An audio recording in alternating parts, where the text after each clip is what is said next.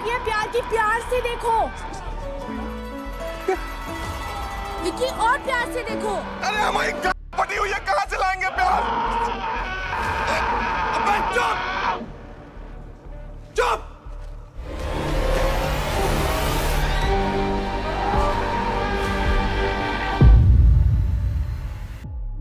आपने स्त्री मूवी तो देखी ही होगी, ओ स्त्री कल आना। वो स्त्री कल आना, वो स्त्री यहाँ कोई मर्द नहीं। सूरज डूबते ही पूरे गांव के सारे मर्द अपने घर में जाके छुप जाते हैं। एक चुड़ैल का ऐसा खौफ होता है जो काफी ज्यादा भयानक है, और ये चुड़ैल सिर्फ आदमियों को अपना शिकार बनाती है।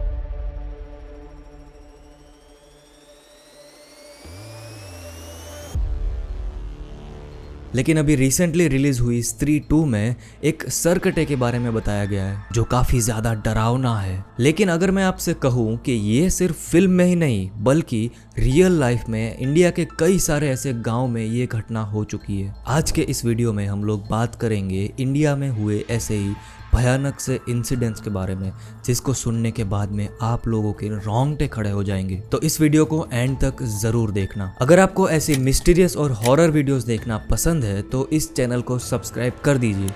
तो चलिए स्टार्ट करते हैं आज की ये भयानक सी वीडियो को।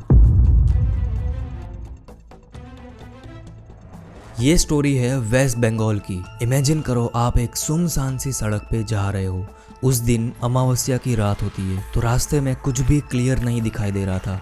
चारों तरफ घनघोर अंधेरा छाया था और पूरे आसमान को काले बादलों ने घेर लिया था। इस रात आप ऑफिस से ज्यादा ही लेट आ रहे थे और इस वजह से आपको पैदल ही अपने घर जाना पड़ रहा है। पूरा रास्ता बिल्कुल ही खाली होता है। लेकिन अचानक से ही उस भयानक सी शांति में आपके बिल्कुल पीछे से एक आवाज आती है, जो कि आपने इस आवाज को पहले भी कभी सुना है। वो आवाज होती है आपके बचपन के दोस्त की। आप शॉक हो जाते हो क्योंकि वो आपका बचपन का दोस्त 3 साल पहले ही गुजर गया था। आप थोड़े से डर जाते हो और सोचने लगते हो कि आपका ये दोस्त कई सालों पहले मर चुका है, लेकिन फिर भी उसकी आवाज़ कैसे आ सकती है। आपको काफ़ी ज़्यादा डर लग रहा था, इसी वजह से आप पीछे मुड़ के नहीं देखते और रास्ते पे थोड़ा जल्दी जल्दी चलने लगते हो। कुछ देर चलने के बाद में वो आवाज़ फिर से आती है और इस बार वो आवाज़ कुछ ऐसा बोलती है जिसकी वजह से आप थोड़े से इमोशनल हो जाते हो। लेकिन आप अपने आप को थोड़ा सा संभालते हो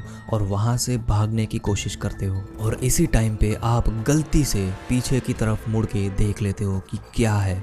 आपको वहां पे एक भयानक सा काला साया दिखाई देता है जो कि आपकी तरफ ही आ रहा होता है। आप तेजी से भाग रहे हो और आपका पैर एक पत्थर से जाके टकराता है और इसकी वजह से आप नीचे गिर जाते हो, और उसके बाद में वो काला साया आप पे हमला कर देता है और आपको बड़ी ही बेरहमी से मार देता है। ये काला साया और कोई नहीं बल्कि निशी डाक है। निशी डाक वो है जिसका वेस्ट बंगाल के एक छोटे से गांव में बहुत ही भयानक सा कहर था। लोग निशी डाक से काफ़ी ज़्यादा डरते थे। निशी डाक रात में आती थी और लोगों के दरवाजे पे दस्तक देती थी और साथ ही साथ उनके किसी चाहने वालों की आवाज़ भी निकालती थी। अगर कोई पहली या फिर दूसरी आवाज़ में दरवाजे को खोल देता था तो निशी डाक उसे बहुत ही बेरहमी से मार डालती थी। अगर किसी ने तीसरी बारी में भी दरवाज़ा नहीं खोला तो निशी डाक वहां से चली जाती थी अपने अगले शिकार की तलाश में। एक बार की बात है, मैं आपको एक स्टोरी सुनाता हूँ। एक सरिता नाम की औरत वेस्ट बंगाल के एक छोटे से गांव में अकेली रहा करती थी। कई सालों से वो अकेले ही उस घर में रहती थी। उसका बेटा रवि शहर की एक बहुत बड़ी फैक्ट्री में काम करता था, जहाँ से वो हर महीने अपनी माँ के लिए राशन और पैसे भेजा करता था, और यहाँ पे उसकी माँ बहुत ही आराम से अपना जीवन गुजारती थी। लेकिन सरिता को अपने बेटे की बहुत ही याद आती थी। सालों बीत गए लेकिन उसने अपने बेटे को एक भी बार नहीं देखा। वो कई बार अकेले पड़ने की वजह से फूट फूट के रोने लगती थी। उसे ये तक नहीं पता था कि उसके जीते जी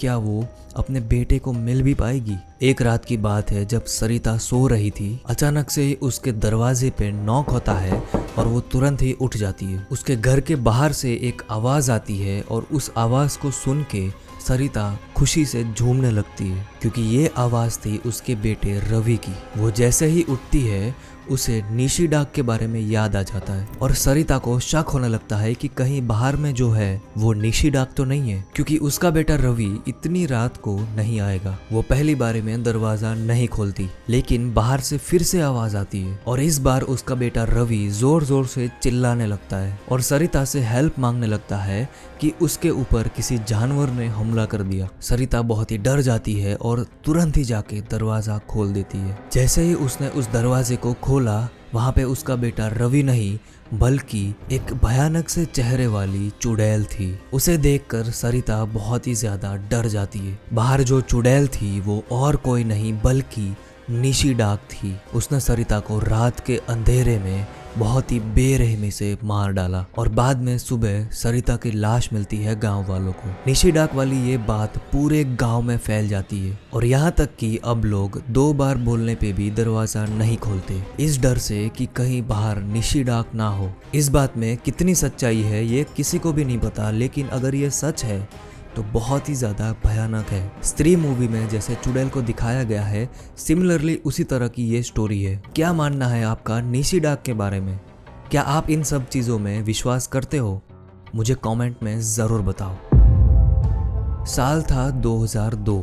यूपी के वाराणसी में छत पे सो रहे एक किसान के साथ कुछ ऐसी घटना होती है जिससे पूरा देश हिल जाता है। एक रात को वो किसान अपनी छत पे सो रहा होता है और अचानक से ही आसमान में बहुत ही ब्राइट लाइट दिखने लगती है। उतनी रोशनी की वजह से उसकी नींद खुल जाती है और जैसे ही वो उठता है उसे आसमान में एक फिगर सा बनता हुआ दिखता है। वो काफी ज्यादा डर जाता है और वहां से भागने की कोशिश करता है, लेकिन वो भाग नहीं पाता और अचानक से ही वो क्रीचर उस पे अटैक कर देता है और उस किसान के चेहरे पर भयानक से जख्म के निशान दे देता है और बाद में वो क्रीचर उसका खून पीने लगता है। पूरे फेस पे खून ही खून हो जाता है। किसान जोर जोर से चिल्लाने लगता है और इसकी वजह से आसपास के सारे लोग इकट्ठा हो जाते हैं। जब लोग वहां पे पहुंचे तो उन्होंने देखा कि उस किसान का पूरा मुंह खून से लथपथ है और पूरे फेस से खून निकल रहा है। उसके फेस को काफी बुरी तरीके से नोचा गया था और ये घटना सिर्फ एक ही गांव तक सीमित नहीं थी। इसके बाद में कई सारे गांव में सेम घटना सामने आने लगी। लोगों का मानना था कि ये क्रीचर सिर्फ मुंह पे अटैक करता है और उसे बहुत ही बुरी तरीके से घायल कर देता है। इस घटना के बाद में